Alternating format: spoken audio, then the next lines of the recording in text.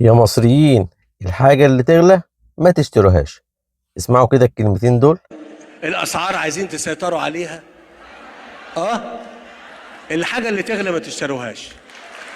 الرئيس عبد الفتاح السيسي من كذا سنة قال: يا مصريين، الحاجة اللي تغلى ما تشتروهاش. احنا وقتها ما خدناش بالنا من الجملة، ما ركزناش لمعناها. وبعد مرور السنين سبحان الله يشاء القدر ان احنا اوتوماتيك ومن غير ما نحس نطبق النظرية دي، بغض النظر عن السبب فيها اذا كان نظام الطيبات او غيره. بس النتيجة النهائية واللي كلنا ملاحظينها، قد ايه الفراخ كانت غالية ورخصت، قد ايه كان البيض غالي ورخص. عايزين نطبق النظرية دي بتاعة الغالي ما نشتريهوش، سواء في لحمة، سواء في سمك، سواء في فاكهة، سواء في خضار.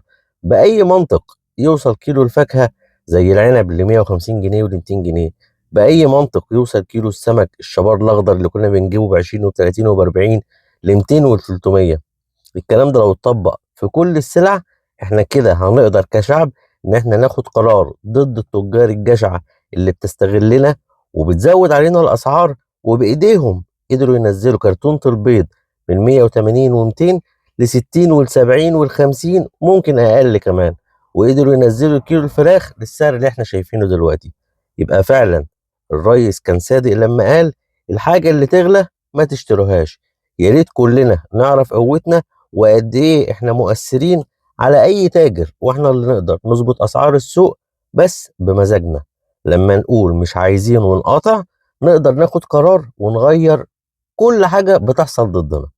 يا ريت نشير الفيديو، ويا ريت كلنا نقدر نوصل صوتنا ان احنا فعلا شعب مؤثر على اي حد هيحاول يستغلنا. السلام عليكم.